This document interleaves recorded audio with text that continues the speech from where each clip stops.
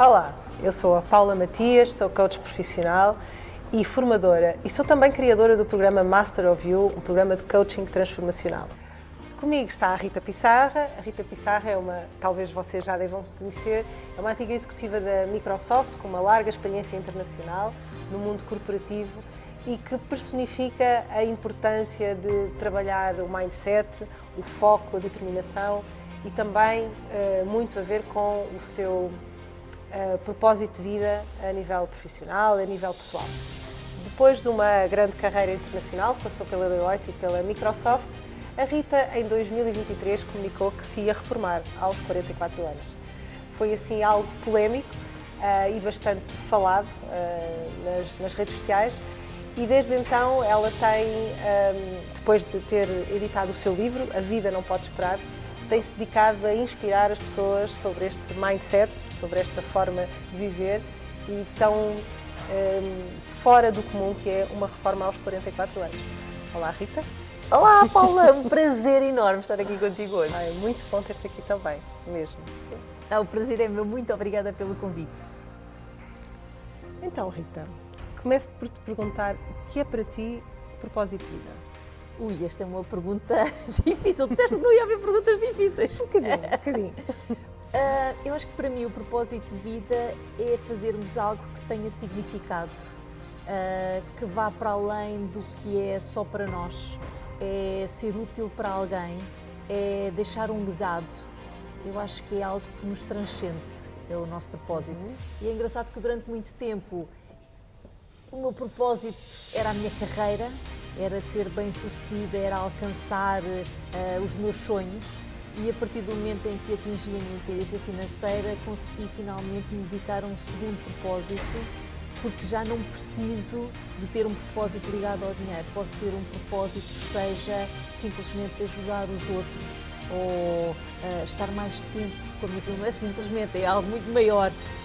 Mas como nós vivemos numa sociedade em que precisamos de dinheiro, eu não consegui, no início da minha carreira, associar as duas coisas. Ter um propósito, eu diria, maior do que sendo percorrer a minha carreira e atingir os grandes objetivos profissionais. Essa era a pergunta, já entraste aqui pela minha segunda pergunta. Foi, desculpa, mas às vezes faço estas coisas. Que era, quando é que tu descobriste qual é que era o teu propósito? Portanto, já me disseste aí que há aí uma altura que separas, não é? Sim. Portanto, sempre foi, desde que começaste a estudar, não é? Que foste para a faculdade, a questão profissional. Certo. E depois deixou de ser, ou seja, o propósito transcendeu a parte profissional. É verdade, isso, não é? porque eu acho que de início o meu propósito foi muito fazer com que os meus pais se sentissem orgulhosos, alcançar uma carreira, sentir que eles olhavam para mim e vissem que tinham feito um bom trabalho de criar a filha que tinha sido bem-sucedida, a filha que tinha alcançado os seus objetivos profissionais, uma estabilidade financeira, uma estabilidade económica e a partir do momento em que eu atingi o meu grande sonho de ser CFO da Microsoft Portugal, eu senti que me podia permitir ter um novo propósito, que, como tu disseste bem, que transcende esta parte profissional e que me permite dedicar ao voluntariado, que me permite dedicar muito mais a mim própria e à família e também aos outros. Sim. É uma das perguntas que me fazem muito, que é o propósito resume só à parte profissional. Eu digo sempre exatamente isso, que é não necessariamente isso. Nós trabalhamos muitas horas da nossa vida, muito tempo da nossa vida. Portanto, se eu estiver ligada à parte profissional, fantástico. Mas se não tiver, também está tudo certo. Eu tenho tido pessoas que já trabalharam comigo, já fizeram processos de coaching comigo, que me diziam assim, não, o meu propósito, eu estou-me a lembrar agora precisamente de um que dizia assim, o meu propósito é a música. Eu sou músico, mas eu para viver, eu não consigo viver da música. Exato. Então eu tenho o meu trabalho, que termina às 6, 7 da tarde, e depois é à noite que eu vivo o meu propósito e aos fins de semana. Que também é muito interessante, não é? Perceber e dar esta abrangência, porque de facto ele não se resume à parte profissional. Exato. Ok. E é verdade, pode ser horário pós-laboral, pode ser Pode ser numa segunda em fases, vida, como eu chamo agora esta fase da minha vida, esta minha segunda vida, esta fase da reforma.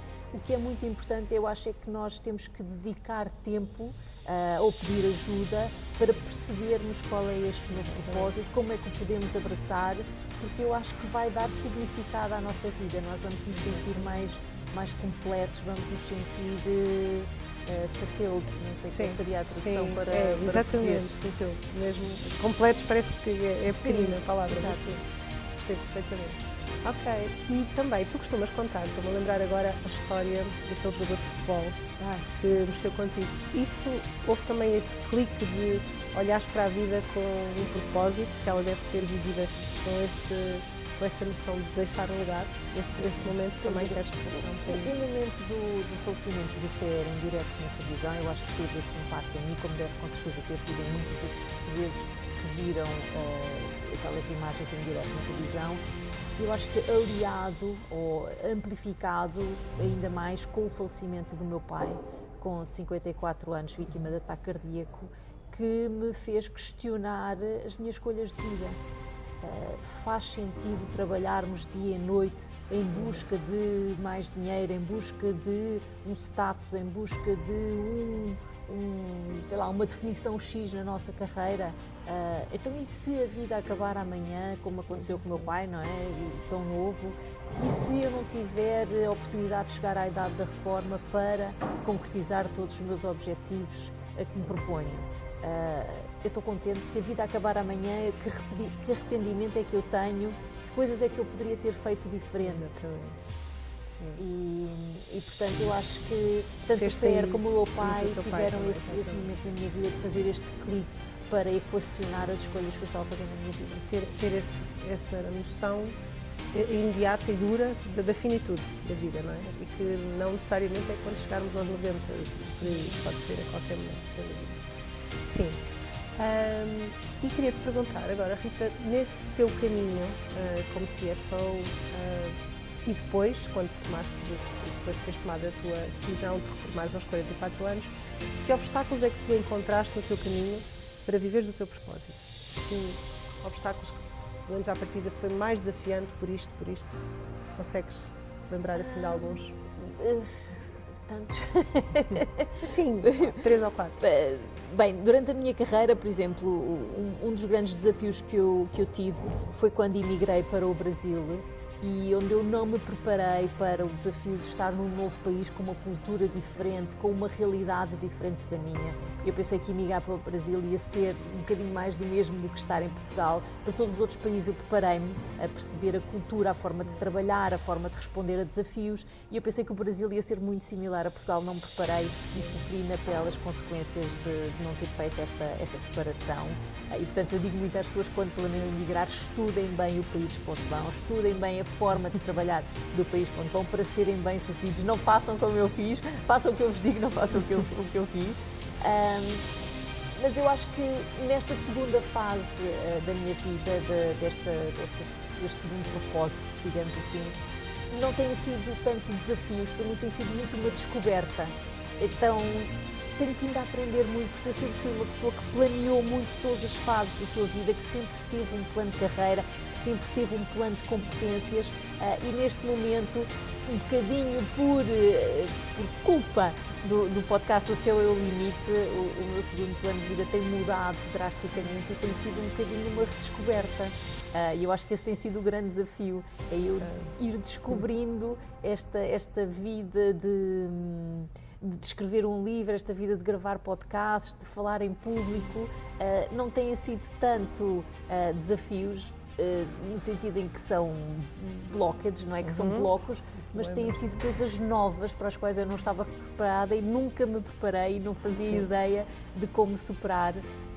Mas eu gosto deste tipo de desafios, gosto deste tipo de adversidades, porque eu acho que é quando nós crescemos mais, quando as coisas vão muito, muito bem, nós não aprendemos, é mais do menos.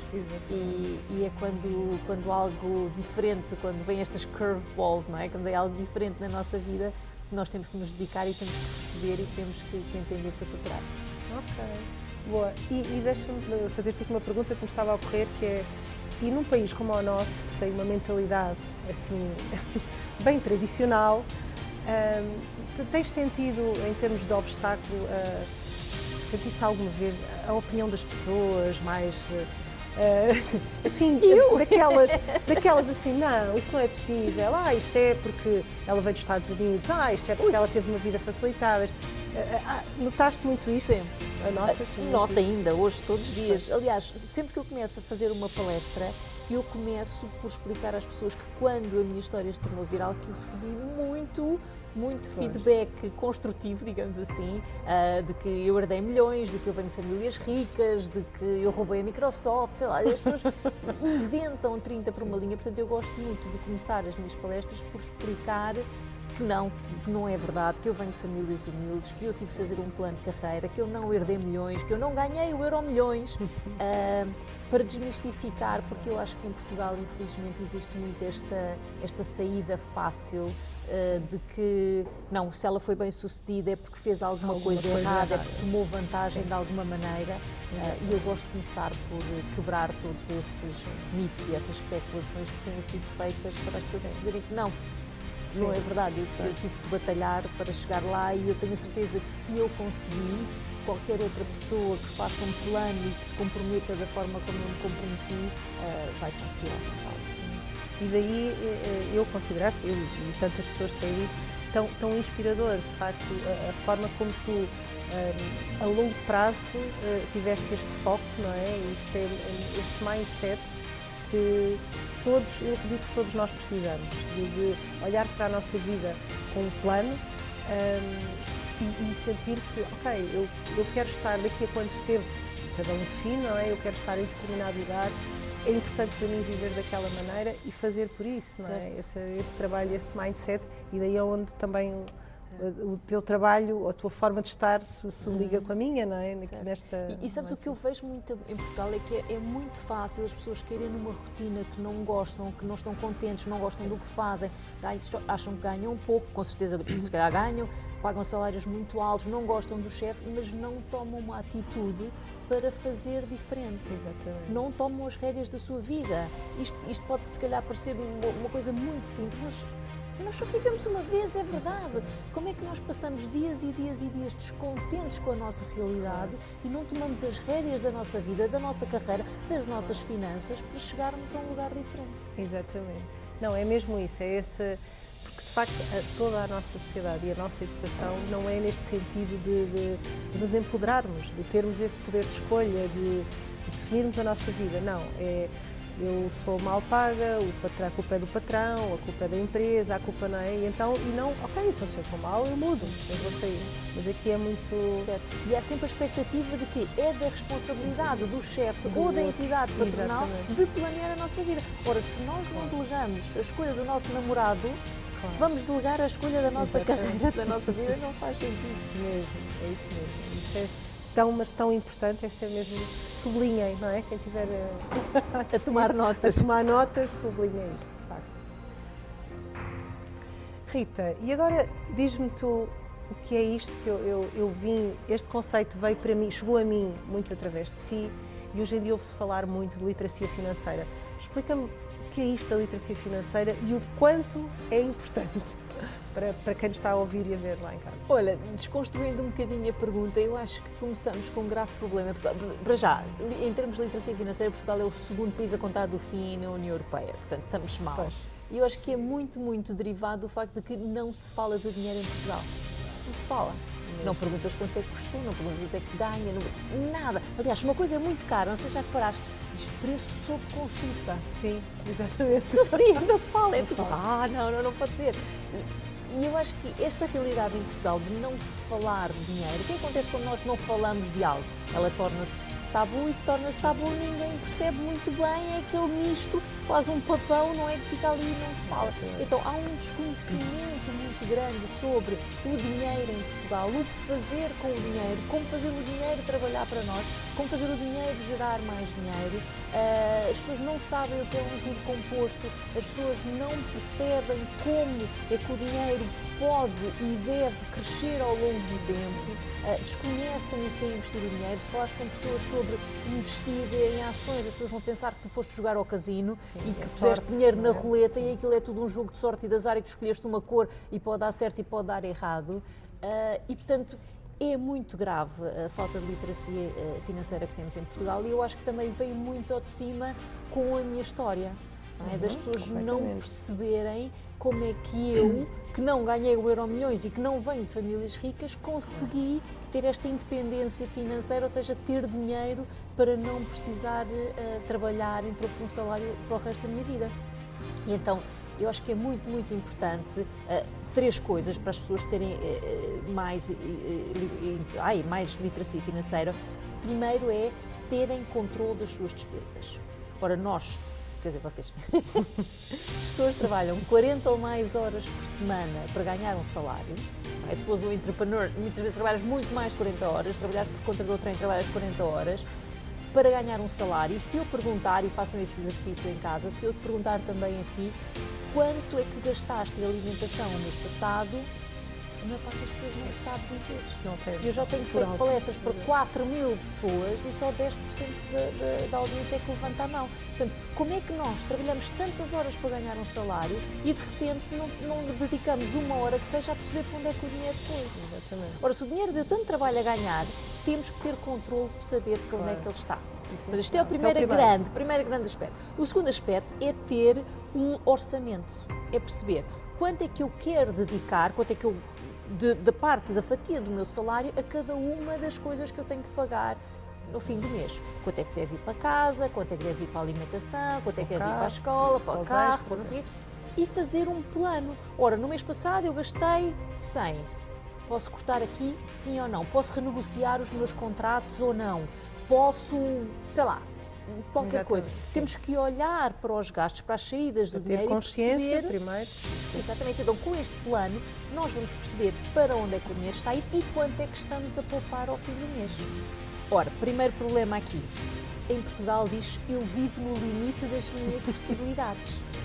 Toda a gente diz isto. Não, eu vivo no limite. Mas isto está errado. Porque viver no limite é chapa ganha, chapa gasta. Quer dizer que tudo aquilo que eu ganhei foi tudo aquilo que eu gastei. Então nós temos que viver abaixo do limite das nossas possibilidades para conseguirmos poupar. E aqui algumas pessoas dizem, mas eu ganho o salário mínimo nacional, eu já não consigo cortar. Então voltamos ao propósito, voltamos à ambição. Então vamos encontrar outro trabalho, vamos encontrar outro sítio onde nós vamos conseguir ter um salário melhor, vamos se calhar ter um segundo trabalho. Eu durante muitos anos tive um segundo trabalho e não é vergonha para ninguém. Os meus pais sempre tiveram 2 trabalhos e não é vergonha para ninguém, para conseguirmos ter mais dinheiro e conseguirmos poupar mais. A taxa de poupança devia ser em torno de 20% do nosso salário, mas podemos começar com menos e ir trabalhando para chegar lá. E depois, uma coisa muito importante é constituir um fundo de emergência. Lá está que, no outro dia estava a andar no comboio, ia para Coimbra, e estava uma notícia no comboio, na televisão, a dizer que 40% dos portugueses não têm dinheiro para uma emergência, para arranjar um eletrodoméstico se o eletrodoméstico se avariar em casa. Ora, então é imperdível, eu acho que é inegociável as pessoas terem um fundo de emergência. Este fundo de emergência deve ser 6 vezes os nossos gastos mensais para fazer face a uma emergência. E depois sim começar a investir. Sim. E aí é aprender, não é? Aqui é aprender. Esse é o melhor investimento que nós podemos fazer, é aprender. Nunca fazer um investimento só porque alguém nos disse, é aprendermos sobre os diversos tipos de investimentos e aí o livro ajuda. Era isso que eu ia dizer, exatamente. Então, de facto, para quem está a zero nestes temas, é fantástico, porque até a lista, tu ajudas aqui a fazer, não é? De transpor isto com Excel, a listinha de tudo, dos gastos. Isto é tão importante. E deixa-me dizer, Rita, e obrigada por explicares estes 3 pontos tão bem, que a maior parte das pessoas com quem eu trabalho são pessoas dentro da nossa faixa etária, 40, 50 anos, e que se vêem, de facto, aqui, perdão, mais ou menos, e vemos, não é, a meio da nossa esperança média de vida. E começamos a questionar. Se ainda não houve esse questionamento antes, é normalmente nesta idade, que é o que é que eu quero fazer daqui para a frente? E eu, seja aquilo que for, eu vou precisar de dinheiro. Certo. Eu não é? É a sociedade onde vivemos. É a sociedade onde vivemos, portanto, eu vou precisar de dinheiro.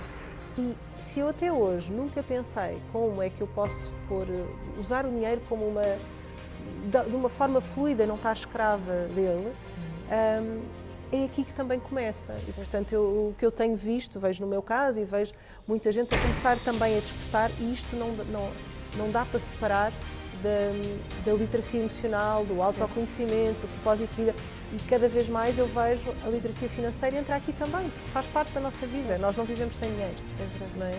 E então vejo isso muito, muito importante aqui Sabes que uma das coisas que eu ouço mais que as pessoas me dizem da nossa idade, quando ouvem a minha história ou depois de terminarem o meu livro, dizem: ai, se eu tivesse lido o livro da Rita quando tinha 20 anos.